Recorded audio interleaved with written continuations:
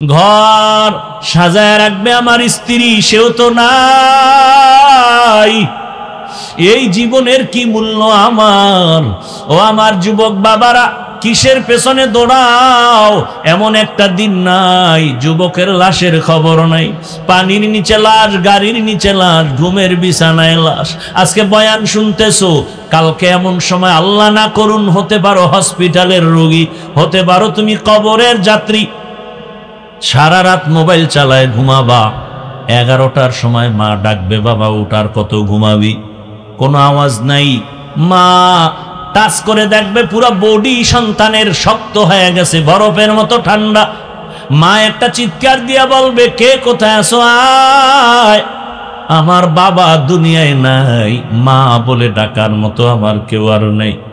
বাবায় কান্না করে টেলিফোন করবে, ইমাম সাহেব আমার সন্তান মরে গেল, তাড়াতাড়ি আসেন, জানাজা না দিয়া যাবেন না। কাউকে পাঠাবে, যাও বাজার থেকে কাফন কিনে নাও। কাউকে বলবে বাঁশবাগানে যাও, কবর খনন করো। কাউকে বলবে তাড়াতাড়ি গরম পানি করো গোসল করার জন্য।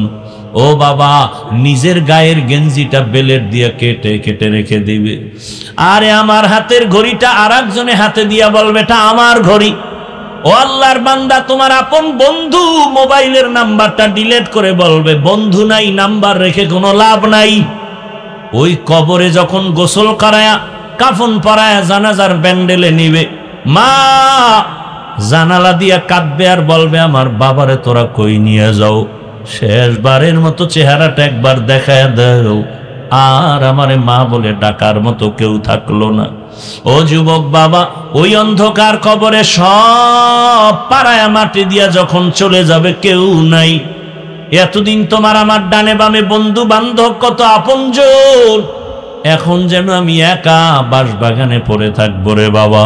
ওই কবরে ফেরেশতা প্রশ্ন করার জন্য আসবে, জবাব দিলে আলহামদুলিল্লাহ, যদি জবাব দিতে না পারো বেনামাজি অবস্থায় কবরে যাও, গুনাহগার অবস্থায় কবরে যাও। আল্লাহর অর্ডার হবে, ও কবরের মাটি একে ছাড় দেওয়া যাবে না, জাহান্নামের আগুন কবরটা ভরে যাবে। এরে নবীর আশিক, ওই জাহান্নামের আগুনের গরম সহ্য করা যাবে না রে বাবা। আল্লাহ রাগ করে বলবে, ও কবরের মাটি দুই দিক থেকে জোরে জোরে চাপ দাও। এত জোরে চাপ দিবে, কবরের মাটির চাপে তোমার হাড়গুলো ভেঙে যাবে। ও নবীর উম্মতের দল, গুনাহ নিয়ে কবরে গেলে কি উপায় হবে চিন্তা করো। ও আমার যুবক, দুটো পায়ে হাত রেখে বলি, এখনো সময় আছে, তওবা করো। মনে মনে আমার আল্লাহকে ডাকো আর বলো, হে দয়ার মালিক, জীবনে তো কম দাড়ি কাটলাম না, নামাজ ছাড়লাম না, বেপরদায় চললাম না। আয় আল্লাহ, কত গুনাহ করে করে জীবন কাটায় দিলাম। মোবাইলের গুনাহ, হাতের গুনাহ, চোখের গুনাহ জীবনে করেছি। দুনিয়ার মা বাবা ভাই বোন কেউ জানে না আমি কত বড় গুনাহগার। আমার মায়ে যদি আমার গুনার খবর জানতো, আমার মা বাবা আমাকে ভালো নজরে দেখতো না। হ্যাঁ যুবক, একটু চোখ বন্ধ করে চিন্তা কর, তোর আমার গুনার খবর যদি ভাই বোন জানতো, কেউ মায়ার নজরে দেখতো না। আমার মাওলা কেমন দয়ার মালিক, এত গুনাহ করার পরেও আমার মাওলা রাগ করে পানিও বন্ধ করেন নাই, খানাও বন্ধ করেন নাই, বরং আমার আল্লাহ মায়ার দরজা দিয়ে ডাকে, বান্দায়া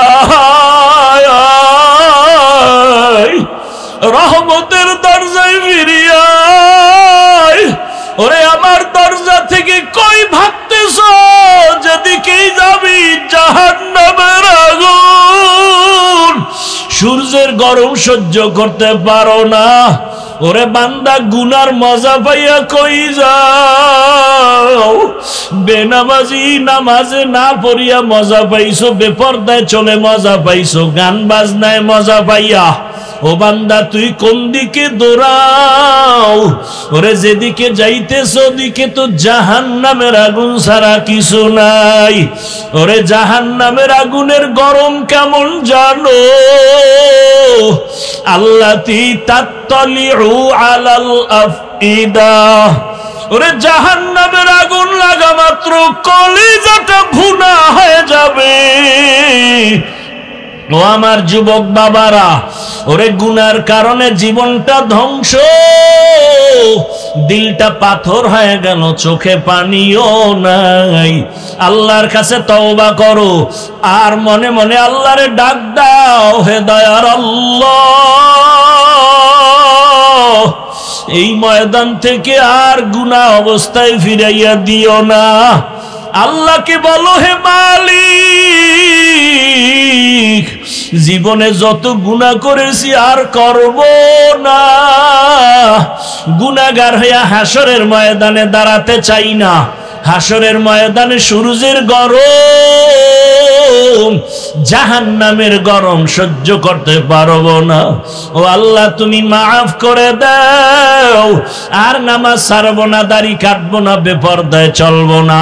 মা বাবার দোয়া নিয়া, শিক্ষকের দোয়া নিয়া, ওলামায়ে কেরামের দোয়া নিয়া নবীজির আদর্শ মতো জীবন চালাবো। আল্লাহর কাছে বলিয়া যদি তওবার নিয়ত করতে পারো, আর জীবনে কোনোদিন গুনার কাছেও যাইবা না। তোমার মতো যুবকেরা স্কুল কলেজে পড়িয়াও নামাজ পড়ে, অভাব নাই। তোমার মতো কত যুবক চাকরি করে, র্যাব, আর্মি, পুলিশ, বিডিআরের নামাজ ছাড়ে না। বলো তুমি কেন পারো না? তোমার মতো কত ব্যবসায়ীরা নামাজ পড়ে, ও ব্যবসায়ী বাবার আপনারা কেন পারবেন না? ও চাকরিজীবীরা কেন রেডি হন না? ও ড্রাইভার বাবারা, শ্রমিক বাবারা, আপনাদের মতো কত শ্রমিক কাজ করে, নামাজ ছাড়ে না। এখনো সময় আছে, তওবা করেন। ওই অন্ধকার কবর বড় কঠিন, হাসরের ময়দান বড় কঠিন। আল্লাহর কাছে তওবার যদি খাঁটি নিয়ত হয়, মুনাফিকি না থাকে, খাঁটি তওবার নিয়ত যাদের আছে, দুটো হাত আল্লাহকে দেখাইয়া দাও। আয় আল্লাহ, হাতগুলো কবুল করে নেন, তওবা কবুল করে নেন। তওবার উপরে মজবুত হইয়া চলার মতো তৌফিক দান করেন, আমিন। মান আহাব্বা দুনিয়াহু আদাররা বিআখিরাতিহি ওয়া মান আহাব্বা আখিরাতাহু আদাররা বিদুনিয়াহু ফাআসিরু মা ইয়াবকা আলা মা ইয়াফনা। রহমতের নবী বলেন, ক্ষণস্থায়ী দুনিয়ার মায়া যারা অন্তরে ঢুকায় নিবা, তার আখিরাত বরবাদ হয়ে যাবে। আর যারা আখিরাতকে অন্তরে জমা করবা, তারা দুনিয়া দূর হয়ে যাবে। বাকি দুনিয়ার থেকে তোমাকে আলাদা করা যাবে না, কারণ আখিরাত কামাই করার জায়গা দুনিয়া। আমরা যারা টুপি পরি, নামাজ পড়ি, হালাল খাই, পর্দা করি, নবীর আদর্শ মেনে চলি, আমরা কি না খায় মরছি? আমগো লাইনের কেউ চাকরি করে না, দিনের পথে থাইকে ব্যবসা কেউ করে না, তাহলে কেন বলবেন যে আখিরাত মানতে গেলে দুনিয়া পাওয়া যাবে না? বড় যারা আখিরাত বাদ দিয়ে শুধু দুনিয়া দুনিয়া দুনিয়া নিয়ে দৌড়াচ্ছে, তাকায় দেখেন ওই দুই জিনিস মনে আসেনি। যারা দুনিয়া খুঁজে কয় জিনিস চায়? শান্তি আর সম্মান। ভালো করে খুঁজে দেখেন, এরা শান্তিতেও নাই, কোনো সম্মানেও নাই। সম্মান কি মিয়া? আল্লাহর দেওয়া সম্মান, আর একটা হলো টাকা দিয়ে কিনে। আপনারা সম্মান বিক্রি করবেন না ভোটের আগের রাত্রে? কি বলে, দেশ বুজুর্গ হয়ে গেছে। ভোটের আগের রাতে সম্মান বিক্রি করবে বলে, হাদিয়া দাও, তাহাজ্জুদের বরকতি টাইমে হাদিয়া পাঠাও। সেই টাইম বরকতের টাইম, আল্লাহ সাক্ষী হয়ে আছে প্রথম আসমানে।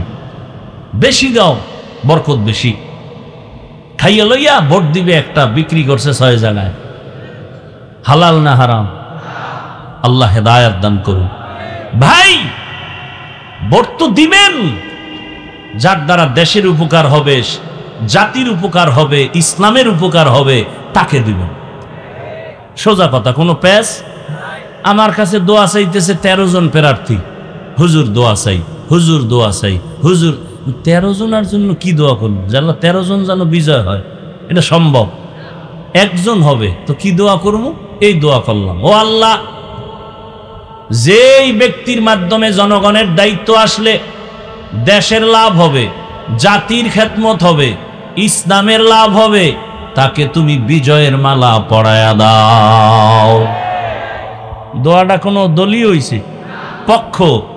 আরে ভাই, আমি ইসলামের মানুষ, আমি ইসলামের পক্ষে বলবো না? আল্লাহ বুঝার তৌফিক দান করেন। এই দোয়া আপনারাও করেন। আল্লাহ যার দ্বারা দেশের উপকার হবে, আমাদের জনগণের সেবা হবে, ইসলামের উপকার হবে, তাকেই তুমি বিজয় দান করো। সম্মান পাওয়া যাবে না, আল্লাহর দেয়া সম্মান বড় দামি। টাকা দিয়ে সম্মান কিনলে প্রথমে ফুলের মালা, ফাইনালে জুতার মালা। আর আমার আল্লাহ যারে সম্মান দান করবেন, ওই বান্দা যেখানে বসবে ওই জায়গাটাও বড় দামি হয়ে যাবে। ওদের সম্মান দুনিয়ায়, ওদের সম্মান আখিরাতে। আল্লাহ, কষ্ট হচ্ছে আপনাদের, হলেও একটু মাফ করে দিয়েন। দিনের জন্যই তো, আপনার এক রাত, আমার তো প্রতি রাত। ভাইরা আমার, কাউকে তো একটা ক্ষতির কথা বলি না। এই যে এতক্ষণ বয়ান করি, শুধু আমি না, সব আলেম ওলামারা এ জাতির কল্যাণ চায়, ঠিক না? আচ্ছা বলেন তো একটা উদাহরণ, সরকারের চাকরি যারা করে, বেসরকারি যারা চাকরি করেন, তাদের ডিউটি কয় ঘন্টা? বলেন বলেন। 5 ঘন্টা? 8 ঘন্টা। 8 সরকারি ডিউটি, 8 ঘন্টা। বলেন নিম্নে সরকার থেকে বেতন কত? নিম্নে 20,000 ধরেন, 20, হ্যাঁ 20,000। টেবিলের নিচে আরো মুক্তার দানা তো অভাব নাই কি? দুনিয়ার কোন দেশে যদি মুক্তার দানা না থাকে, আমার দেশের মধ্যে টেবিলের নিচে বহু হারাম শুকরের মুক্তার দানা আছে। পাইলেই রাতারাতি আঙ্গুল ফুলে কলা গাছ। কথা ঠিক নেই ভাইরা আমার?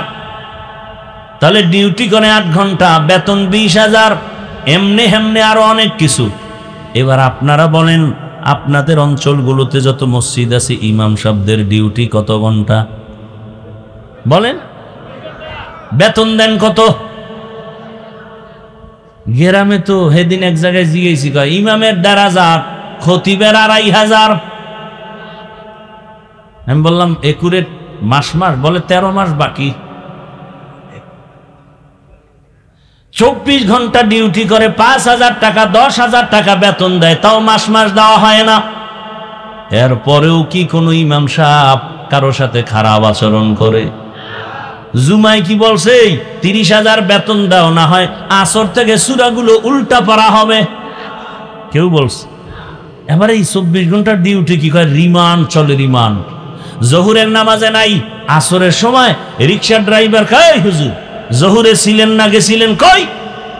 হুজুর বলে, কে তুমি? বলে, আমি রিক্সা চালাই। এত পাওয়ার কেন? বলে, মাসে 5 টাকা বেতন দেই। এই পাওয়া আছে না নাই?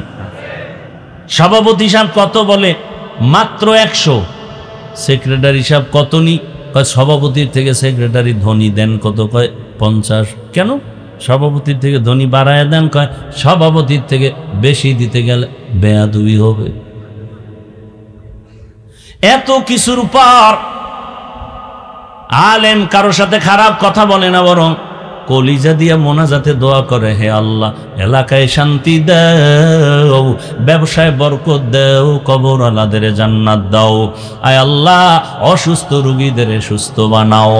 আলেম ওলামা এত কষ্ট বুকে নিয়া মানুষের জন্য এত কষ্ট করে দোয়া করে, এরপরেও যারা বলে হুজুরেরা খারাপ, আমি বলি ওদের 14 বংশের রক্ত।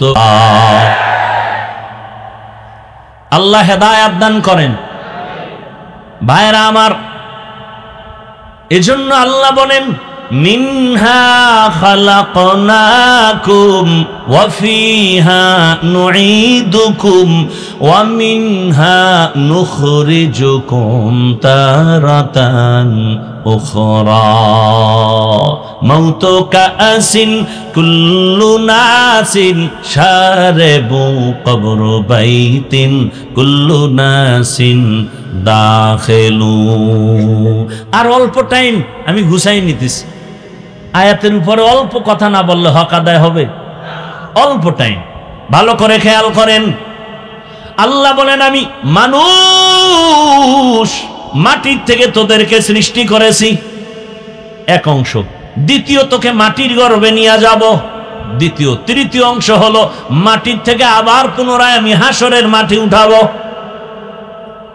তিনটা বিষয় এখানে কঠিন আলোচনা। প্রথম অংশ মিনহা খালাকনাকুম, তোমাদের সৃষ্টির রহস্য নিয়ে আলোচনা। দ্বিতীয় হলো ওয়াফিহা নুঈদুকুম, কবর জগতের আলোচনা। তৃতীয় হলো ওয়া মিনহা নুখরিজুকুম তারাতান উখরা, কিয়ামতের আলোচনা।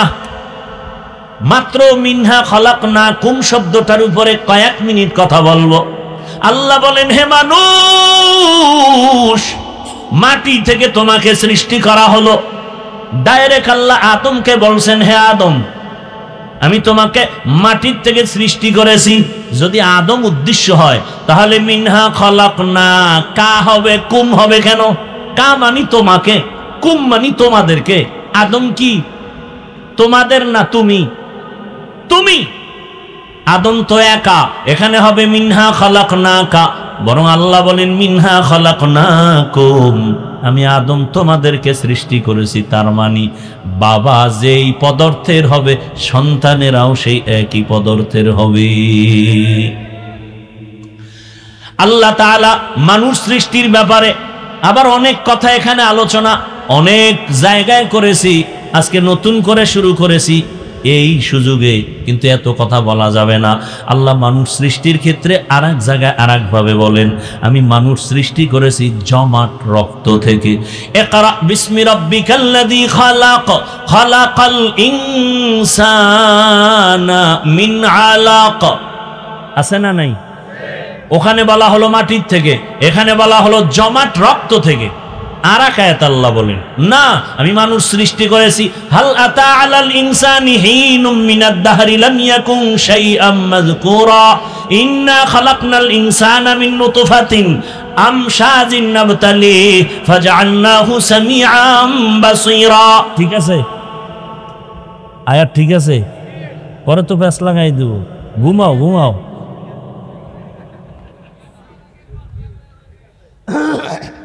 ভাইরা না, ওরা ঘুমায়, টেনশন নেই।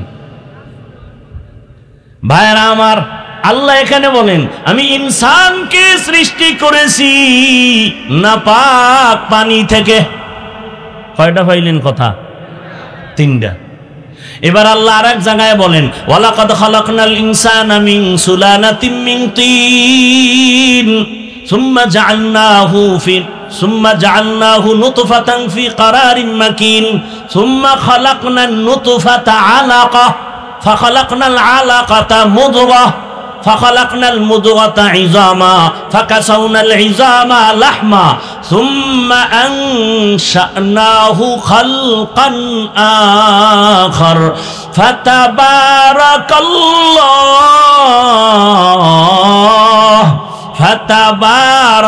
ফাতাবারাকাল্লাহু আহসানুল খালিকিন।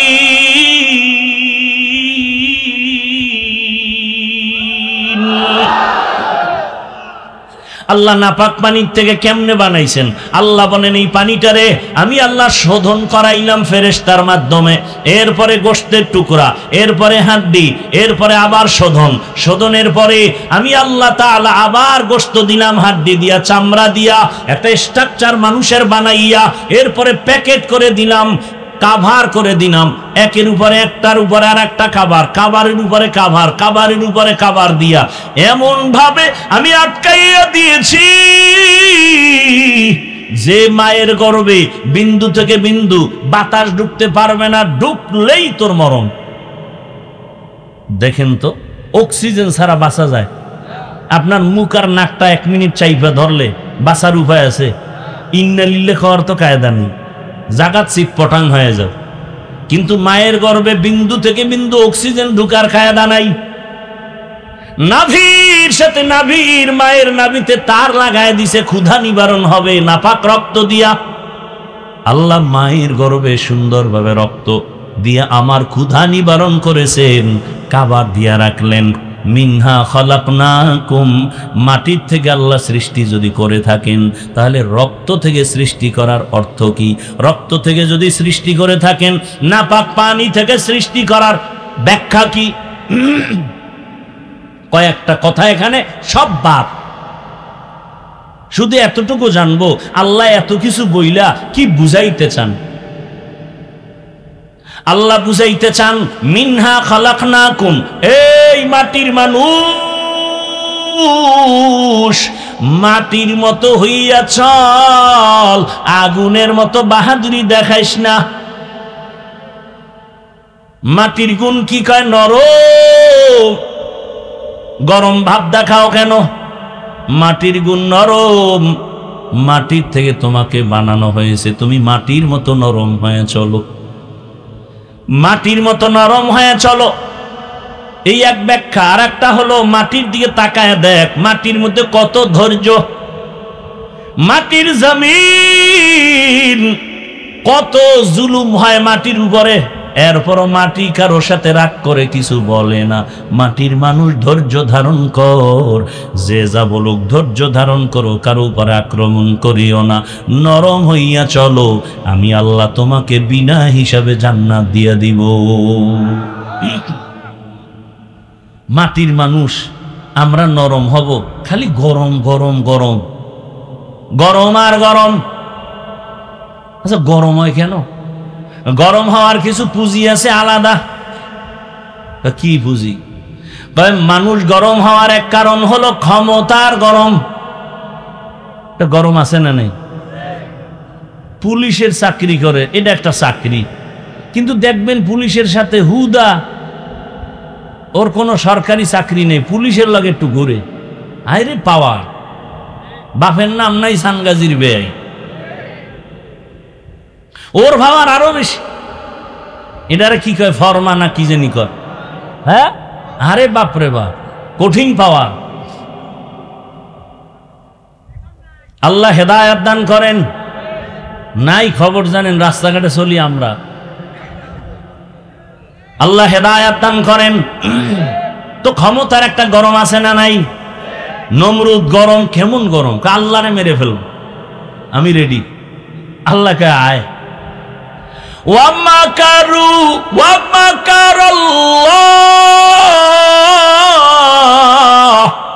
ওয়াল্লাহু খায়রুল মাকিরিন।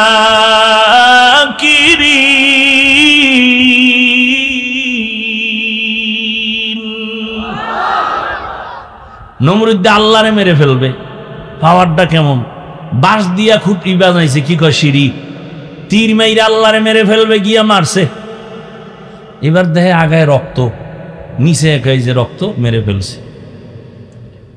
চিন্তা করছে এমন বড় বেঈমানের আল্লাহ যখন ওরে মারতে লইছে, কি পরিমাণ বাহিনী লাগছে। একটা অসুস্থ মশা, তাও কিন্তু সুস্থ না, দেখছেননি কারবার? অসুস্থ মশা, ওই মশা নাকের ভেতর থেকে ঢুকে চান্দির গোড়ায় গিয়া হাজির। ফাঁকে ফাঁকে একটা মিস কল দেয়, নমরুদের চান্দি গরম। ডাক্তার কবিরা সব দেখায় তুফান, কোন রোগ ভালো হয় না। আল্লাহর কুদরত, সানখ ফেললে তো ফট করে জুতার লগে মাথার লগে বাড়ি লাগছে। বাড়ি লাগা মাত্র মাথা হিমেল হয়ে গেছে। নমরুদ কয় সর্বনাশ, দুনিয়ার টাকা খুয়াইলাম, ডাক্তার কত কিছু দিলাম, জুতার মধ্যে যে এই পরিমাণ আমার ঔষধ আছে তা তো আমার জানা ছিল না। এইবার কয় জুতা লাগাইলি মাথা ঠান্ডা। শুধু ঠান্ডা না, একটু জোরে বাড়ি মারলে আরো ঠান্ডা। কত বাড়ি মারবে কে? বলে কর্মচারীরা, বেতন দিয়া। কর্মচারী জোতার বাড়ি দিবে ফাঁকে ফাঁকে, বেতন। নমরুদ কয় শুনে যা, যত জোরে বাড়ি দিবি বেতন তত বাড়ায় দিবি। কেমন সান কফা। কর্মচারী কিছুদিন জুতার বাড়ি দিয়া কয়, স্যার আমার একা সম্ভব না, আমার তো বাথরুম আছে, খাওন দাওন আছে, ঘুম আছে। 2-4 ঘন্টার জন্য রেস্ট দিতে হবে, রেস্টের গুল্লি মারি। প্রয়োজনে শিডিউল ভাগ করে 2-3 জন কর্মচারী থাকবে, জুতার বাড়ি বন্ধ করা যাবে না। এই বরকত থেকে আমি বঞ্চিত হতে চাই না। এই জুতা যার গালে লাগছে এই বরকত, বুশের গালে লাগছে না। সাংবাদিকরা জিজ্ঞাসা কাইফা হাল, ডোন্ট মাইন্ড। জুতা খায় কেমন লাগলো, এটা আমার গণতান্ত্রিক অধিকার, কিছুই মনে করি। কেতনা বড় বেলাজা বেহায়া যে জুতা খাইয়াও কিছু মনে করে না। আল্লাহ হেদায়াত দান করেন। ভাইরা আমার, তাহলে ক্ষমতার গরম। আরো একজনে গরম দেখায়, কিসের গরম? তোমার ক্ষমতা আছে নি? কয় না, আমার টাকা আছে, টাকার গরম। টাকার গরম আছে না? আর একজন আর ক্ষমতাও নাই, টাকাও নাই, সেও গরম। কিও তুমি গরম কেন? আমি তো শিক্ষিত, আমার শিক্ষার গরম। আছে না নাই? মূর্খদেরকে মোটেও দাম দেয় না, শুধু বাইরের লোক। ওরে বাবায় মূর্খ, বাবারে পছন্দ করে না, মা মূর্খ, মাকে পছন্দ করে না, বলে বুড়া বুড়ির দাম নাই। আছেন এমন সন্তান? আর একজন আর গরম, ক্ষমতা নাই, কি বলে, টাকাও নাই, শিক্ষাও নাই। আর একজনে গরম ভাব নিয়ে, আরে বাপরে বাপ, সালাম দিলেও নয় না, নিজেও দেয় না। বিষয় কি? আমি তাহাজ্জুদ পড়ি, আমার আমলের গরম। কিসের গরম? আমলের গরম। আমি তাহাজ্জুদ পড়ি, যে তাহাজ্জুদ পড়ে না তার দিকে ভালো নজরে তাকায় না। আর একজন গরম দেখায়, কিও? ক্ষমতা কয় না, চাকরি না, টাকা না, শিক্ষা না, আমল কা আমলও নেই, তো গরম কেন? আমার রক্তের গরম। কিসের গরম? রক্তের গরম। বহু ফকিন্নি মাস্তানি করে, রক্তের গরম। আছে না নাই? আল্লাহ হেদায়াত দান করুন। আল্লাহ বলেন, মিনহা খালাকনাকুম, মাটির মানুষ মাটির মতো নরম হইয়া চলো, তোমার মর্যাদা বেড়ে যাবে। মান তাওয়াযা লিল্লাহ রাফাআহুল্লাহ, যে ব্যক্তি আল্লাহর জন্য নিজেরে ছোট মনে করবে, আল্লাহ মর্যাদা বাড়াবেন। ও আমার শ্যামপুরের মুসলমান যুবক, পর্দার আড়ালের মা বোনেরা, বৃদ্ধ বাবাজিরা, গরম ভাব দিয়া লাভ কি? নমরুদ টিকতে পারে নাই, গরম গরম ভাব দেখাইয়া। ফেরাউন টিকতে পারে নাই, গরম ভাব দেখাইয়া। দুনিয়ার কেউ থাকতে পারে নাই, বরং যারা নরম নরম ভাবে চলছেন, এরা এখনো মানুষের অন্তরে অমর হয়ে আছে। নরম জিনিসের অনেক দাম। নারীরা দুর্বল, নরম, মর্যাদা বেশি। শিশু বাচ্চার অনেক নরম, অনেক দুর্বল, এদেরও সম্মান সবার কাছে প্রিয়, অন্তরের আপন হয়ে আছে। ও আল্লাহর বান্দারা, তুমি মানুষ, আমি আল্লাহ তোমাকে নরম করে বানাইলাম। ওয়া খুলিকাল ইনসানু যায়ীফা, আমি তোমাকে দুর্বল করে বানাইছি। গরম ভাব অন্তর থেকে দূর করে দাও। গরম ভাব দেখাইয়া আবু জাহাল টিকতে পারে নাই, আবু লাহাব টিকতে পারে নাই, কিন্তু নরম রহমতের নবী, কত তার সম্মান। নরম ভাব আবু বকর সিদ্দিক, আল্লাহ তাকে এমন নরম বানায় দিলেন। আল্লাহ এত মর্যাদা দান করেছেন। আবু বকরের মর্যাদা, রহমতের নবী বলেন, আবু বকর আমার, হিজরতের পথে সাথী আবু বকর আমার, দুনিয়া থেকে বিদায়ের পরে আবু বকর আমার সাথী। ওমর সবাই জানি গরম, তবে এতটা পরিমাণ নরম। ওমর কারো উপরে কোনো জুলুম করে না, অর্ধ দুনিয়ার বাদশাহী করিয়া। ওমরের মতো বান্দা কতটা নরম। দিনের বেলা বিচার করে, রাতের বেলা এলাকায় একা একা ঘুরে ঘুরে দেখে আমার এলাকার কোনো জনগণ কোনো বিপদে আসেনি। কে কে চিন্তা করতে পারেন? রোম সম্রাট কয়, ওমরের নাম শুনলে সবাই তোমরা ভয় পাও কেন? তার সেনা সৈন্য কত, তার দেহ গার্ড কত, বডি গার্ড কত, সিকিউরিটি গার্ড কত। গোয়েন্দা বিভাগের লোকেরা কয়, বাদশাহ জাহাপানা রোম সম্রাট। ওমর এমন এক ব্যক্তি যে একা একা চলে, তার কোনো বডিগার্ড নাই, সিকিউরিটি গার্ড নাই। তার এত ভয় পাও কেন? যাও, কে আছো? ওমরের হত্যা করে দাও। ওমরের হত্যা করার জন্য লোক রেডি হয়ে গেছে তরবারি নিয়ে, সুযোগ খুঁজে পাইলেই হত্যা করবে। আল্লাহ কয়, আমি যাকে হেফাজত করব কেউ তার ক্ষতি করতে পারবে না, বরং ক্ষতি করতে গেলে সে ক্ষতির মধ্যে পড়ে যাবে। ওমরের মারবে কেমনে দেখতেই ভয়। খবর শুনছে ওমর একা একা একটা জঙ্গলে পাহাড়ের পাশে খালি ময়দানে ডান হাতের বালিশ বানাইয়া ওমর ঘুমায়। এইবার শত্রু বাহিনী চিন্তা করলেই সুযোগ হাতছাড়া করা যায় না। সামনে গেছে, গিয়া দেখে ঠিকই পাহাড়ের পাশে একটা লোক ঘুমায় আছে, অনেক উঁচু লম্বা ঘুমাইতে আছে। ও তরবারিটা নিয়া এক কদম সামনে যায়, আবার দাঁড়ায়, কেমন যেন হৃৎপিণ্ড কাঁপতেছে। ভয় ভয় কি করি, আবার একটু আগায়, আবার পেছনে যায়। যাইতে যাইতে যাইতে যাইতে কাছাকাছি গিয়া হঠাৎ করে ওই ব্যক্তির তরবারিটা হাত থেকে ভয়ে পড়ে গেছে। তাকায় দেখে ওমর একা ঘুমায় না, জঙ্গলের একটা বাঘ ওমরের পাহারা দিতেছে। খাকো বাদো আবো আতিশ বন্দাম বামানে তু মুর্দা বাহক জিন্দা। এই ওমর রাতের বেলা ঘুরে, আমার এলাকার কি খবর, আমার ছেলের খবর জানি, মেয়ের খবর জানি, স্ত্রীর খবর জানি, ভাইয়ের খবর জানি। আমার মা আরামে ঘুমায়, আমার বাবা আরামে ঘুমায়, আমার পরিবারের সবাই শান্তি, সবাই সম্মান, গাড়ি নিয়ে চলে, এসির বাতাস খায়। জনগণের কি খবর, এই চিন্তা অনেকের অন্তরে আসে না। ওমর এত বড় বীর, যেই ওমরের ডর, ওমরের ভয়ে শয়তান রাস্তায় চলে না, সেই ওমর একা একা রাতের বেলা ঘুরে, জনগণের খবর নেই। হঠাৎ এক ঘরে গিয়া শুনে মেয়েদের কণ্ঠের আওয়াজ। ওমর চুপ, দূরে দাঁড়ায় চুপ করে শুনতেছে কিসের আওয়াজ। হঠাৎ করে শুনে মা তার মেয়েকে বলে, বাজারে দুধ বিক্রি করতে নিবি, গাভীর দুধ, পানি বেশি দিয়ে নিবি। মেয়ে বলে, মা তুমি বলো কি, দেশের বাদশাহ ওমর খলিফাতুল মুসলিমিন যদি জানে কল্লা ফেলে দিবে। এইবার মা ডাক দিয়ে কয়, ওমর তো দেখবে না, এত ভয় কেন? ওমর কই? ঘরের কিনারায় নিরাপদে দাঁড়ানো। মেয়ে ডাক দিয়ে কয়, মা তুমি জানো না, ওমর যদিও জানবে না, তবে আমার আল্লাহ তো দেখবেন, আল্লাহকে ফাঁকি দেয়া যাবে না। মা কথা শুই না চুপ হয়ে গেল। ওমর চলে গেলেন। পরের দিন ওই মহিলা মেয়ে সহ ডাকলেন তার রাজপ্রাসাদে। মহিলা ভয় পেয়ে গেছে, ওমর ডাকছে, কি না জানি হয়ে গেল।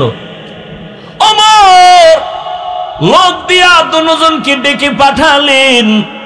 কাছে গিয়া ওমর সম্মানের সাথে বললেন, আম্মা জান, কোনো ভয় পাবেন না, আপনাকে আমি অনেক ধন্যবাদ পুরস্কার দেওয়ার জন্য ডাকছি।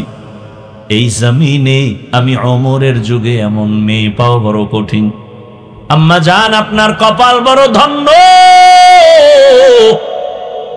ও আম্মা জান, আপনি এমন একটা মেয়ে পেয়েছেন, আল্লাহর শুকর। আপনি ধন্য মা, ধন্য সন্তান। আপনি যদি রাজি হন, আমি ওমরের ছেলের জন্য আপনার মেয়েটাকে বিবাহের বন্ধনে নিতে চাই।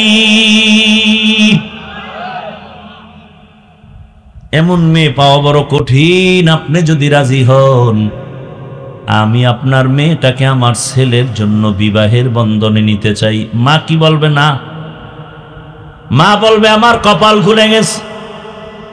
আলহামদুলিল্লাহ, খলিফাতুল মুসলিমিন। মা খুশিতে কান্না করা শুরু করেছে, আমার কপাল, আজ খলিফাতুল মুসলিমিনের ছেলে আমার মেয়ে নিতেছে।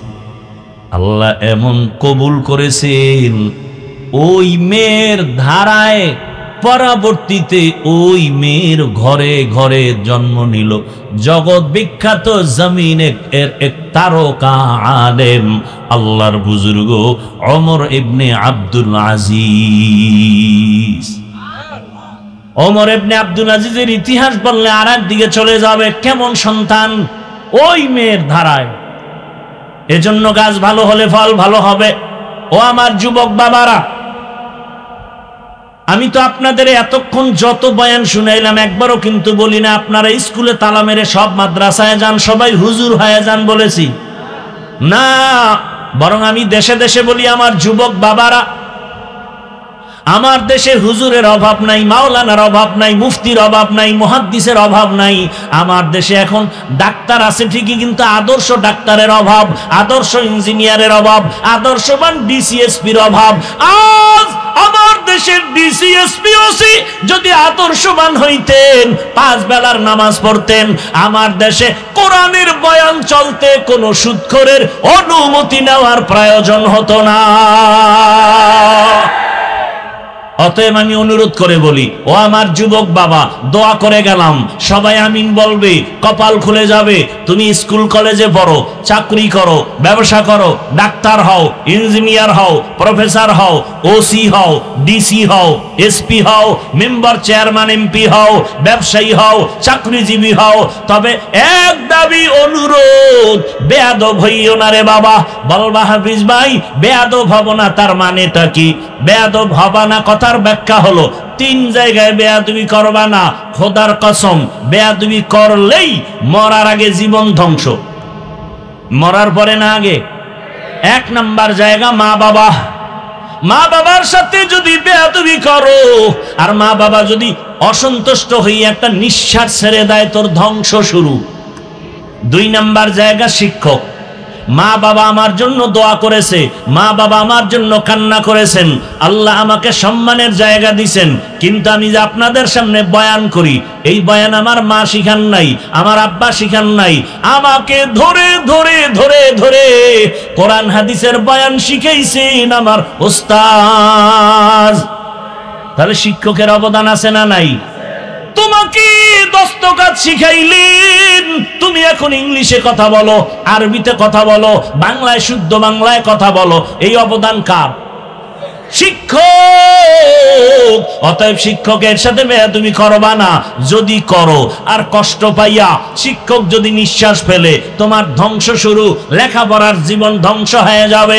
3 নাম্বার জায়গা উলামায়ে কেরাম, মুরব্বি, এদের সাথে বেয়াদবি করবা না। খবরদার, এদের সাথে যদি খারাপ আচরণ করো আর এরা কষ্ট পাইয়া যদি চোখের পানি ছেড়ে নিঃশ্বাস ফেলে দেয়, আল্লাহর কসম এ জমিনে তোমার ধ্বংস শুরু হয়ে যাবে। ও জমিনের মানুষ, আমার বাংলাদেশ এত সুন্দর, মাদ্রাসার অভাব নাই, মসজিদের অভাব নাই, ওয়াজ মাহফিলের অভাব নাই, তাবলীগের অভাব নাই, পীর মাশায়েখের অভাব নাই, এরপরেও কেন অশান্তি? আলেমদের সাথে বেয়াদবি করার ফলাফল। অতএব অনুরোধ করি, ডাক্তার হও, বেয়াদব হইও না। কয় হইলে কি? তাসনিমা নাসরিনের মতো জুতা খায়া পালাতে হবে। আদওয়ালা হও, দেখবা ডাক্তার হলেও পুরা জীবন তোমার সম্মানের। তুমি একজন ইঞ্জিনিয়ার হও, আদওয়ালা, আদর্শওয়ালা, তোমার সম্মান বেড়ে যাবে।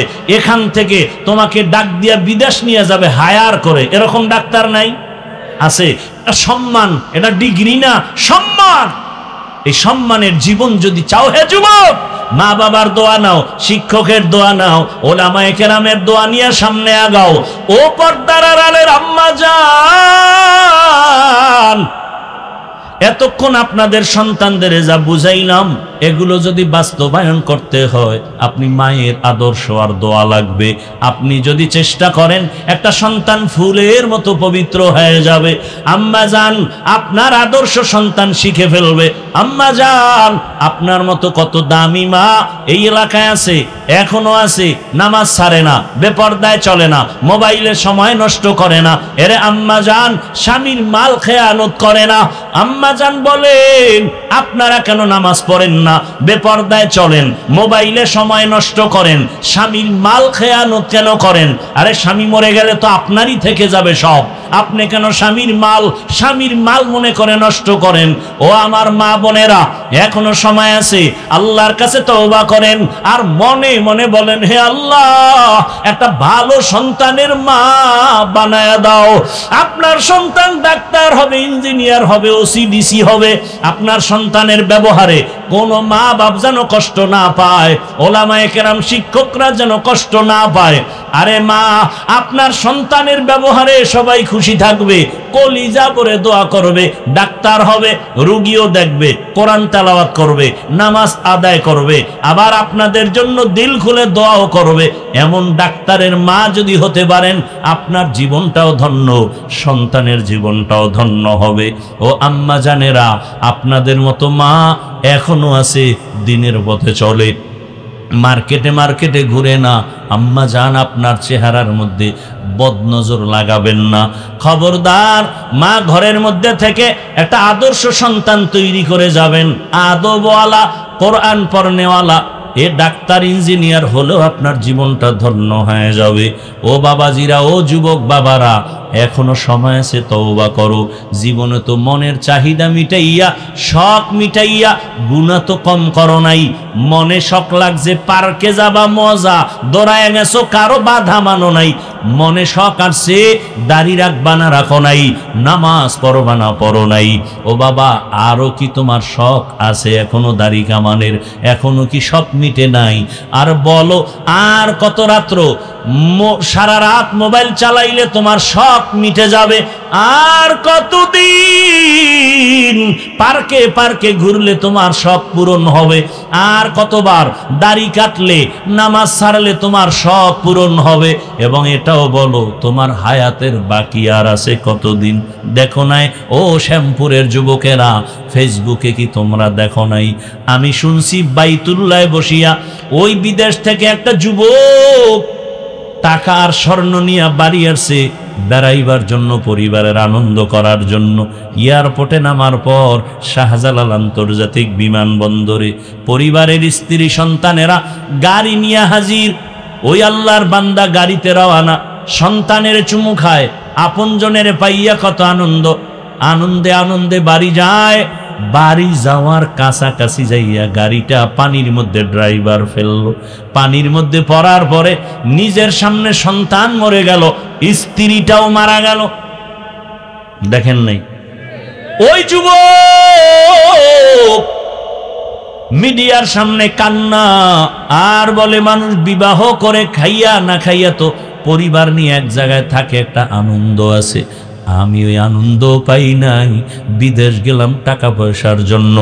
আজকে সমাজ, আমার কপাল কেন এত খারাপ? নিজের হাতের উপরে আমার সন্তানটা মরে গেল, নিজের চোখের সামনে আমার স্ত্রী মরে গেল। আমি এখন কোথায় যাব? যেই ঘরে গেলে একটু সন্তান দেখবো, সে ঘর এখন অন্ধকার হয়ে গেল। ঘর সাজায় রাখবে আমার স্ত্রী, সেও তো নাই। এই জীবনের কি মূল্য আমার? ও আমার যুবক বাবারা, কিসের পেছনে দৌড়াও? এমন একটা দিন নাই যুবকের লাশের খবর নাই। পানির নিচে লাশ, গাড়ির নিচে লাশ, ঘুমের বিছানায় লাশ। আজকে বয়ান শুনতেছো, কালকে এমন সময় আল্লাহ না করুন হতে পারো হসপিটালের রোগী, হতে পারো তুমি কবরের যাত্রী। সারা রাত মোবাইল চালায় ঘুমাবা, 11টার সময় মা ডাকবে, বাবা উঠার, কত ঘুমাবি? কোনো আওয়াজ নাই। মা টাচ করে দেখবে পুরো বডি সন্তানের শক্ত হয়ে গেছে, বরফের মতো ঠান্ডা। মা একটা চিৎকার দিয়া বলবে, কে কোথায় আছো? আয়। আমার বাবা দুনিয়ায় নাই, মা বলে ডাকার মতো আমার কেউ আর নেই। বাবায় কান্না করে টেলিফোন করবে, ইমাম সাহেব আমার সন্তান মরে গেল, তাড়াতাড়ি আসেন, জানাজা না দিয়া যাবেন না। কাউকে পাঠাবে, যাও বাজার থেকে কাফন কিনে নাও। কাউকে বলবে বাঁশবাগানে যাও, কবর খনন করো। কাউকে বলবে তাড়াতাড়ি গরম পানি করো গোসল করার জন্য। ও বাবা, নিজের গায়ের গেঞ্জিটা বেলেট দিয়ে কেটে কেটে রেখে দিবে। আরে আমার হাতের ঘড়িটা আর একজনে হাতে দিয়া বলবে, এটা আমার ঘড়ি। ও আল্লাহর বান্দা, তোমার আপন বন্ধু মোবাইলের নাম্বারটা ডিলিট করে বলবে বন্ধু নাই, নাম্বার রেখে কোনো লাভ নাই। ওই কবরে যখন গোসল করায়া কাফন পরায়া জানাজার প্যান্ডেলে নিবে, মা জানালা দিয়া কাঁদবে আর বলবে আমার বাবারে তোরা কই নিয়ে যাও, শেষবারের মতো চেহারাটা একবার দেখায় দাও। আর আমারে মা বলে ডাকার মতো কেউ থাকলো না। ও যুবক বাবা, ওই অন্ধকার কবরে সব পাড়ায়া মাটি দিয়া যখন চলে যাবে, কেউ নাই। এতদিন তোমার আমার ডানে বামে বন্ধু বান্ধব কত আপনজন, এখন যেন আমি একা বাঁশবাগানে পড়ে থাকবো রে বাবা। ওই কবরে ফেরেশতা প্রশ্ন করার জন্য আসবে, জবাব দিলে আলহামদুলিল্লাহ, যদি জবাব দিতে না পারো বেনামাজি অবস্থায় কবরে যাও, গুনাহগার অবস্থায় কবরে যাও। আল্লাহর অর্ডার হবে, ও কবরের মাটি একে ছাড় দেওয়া যাবে না, জাহান্নামের আগুন কবরটা ভরে যাবে। এরে নবীর আশিক, ওই জাহান্নামের আগুনের গরম সহ্য করা যাবে না রে বাবা। আল্লাহ রাগ করে বলবে, ও কবরের মাটি দুই দিক থেকে জোরে জোরে চাপ দাও। এত জোরে চাপ দিবে, কবরের মাটির চাপে তোমার হাড়গুলো ভেঙে যাবে। ও নবীর উম্মতের দল, গুনাহ নিয়ে কবরে গেলে কি উপায় হবে চিন্তা করো। ও আমার যুবক, দুটো পায়ে হাত রেখে বলি, এখনো সময় আছে, তওবা করো। মনে মনে আমার আল্লাহকে ডাকো আর বলো, হে দয়ার মালিক, জীবনে তো কম দাড়ি কাটলাম না, নামাজ ছাড়লাম না, বেপরদায় চললাম না। আয় আল্লাহ, কত গুনাহ করে করে জীবন কাটায় দিলাম। মোবাইলের গুনাহ, হাতের গুনাহ, চোখের গুনাহ জীবনে করেছি। দুনিয়ার মা বাবা ভাই বোন কেউ জানে না আমি কত বড় গুনাহগার। আমার মায়ে যদি আমার গুনার খবর জানতো, আমার মা বাবা আমাকে ভালো নজরে দেখতো না। হ্যাঁ যুবক, একটু চোখ বন্ধ করে চিন্তা কর, তোর আমার গুনার খবর যদি ভাই বোন জানতো, কেউ মায়ার নজরে দেখতো না। আমার মাওলা কেমন দয়ার মালিক, এত গুনাহ করার পরেও আমার মাওলা রাগ করে পানিও বন্ধ করেন নাই, খানাও বন্ধ করেন নাই, বরং আমার আল্লাহ মায়ার দরজা দিয়ে ডাকে, বান্দায়া রহমতের দরজায় ফিরিয়ে আয়। ওরে আমার দরজা থেকে কই ভাগতেছ, যেদিকেই যাবি জাহান্নামের আগুন। সূর্যের গরম সহ্য করতে পারো না, ওরে বান্দা গুনার মজা পাইয়া কই যাও। বেনামাজি নামাজে না পড়িয়া মজা পাইছো, বেপরদায় চলে মজা পাইছো, গান বাজনায় মজা পাইয়া। ও বান্দা, তুই কোন দিকে দৌড়াও? ওরে যেদিকে যাইতেছ ওদিকে তো জাহান্নামের আগুন ছাড়া কিছু নাই। ওরে জাহান্নামের আগুনের গরম কেমন জানো? আল্লাতী তাত্তালিউ আলাল আফইদা।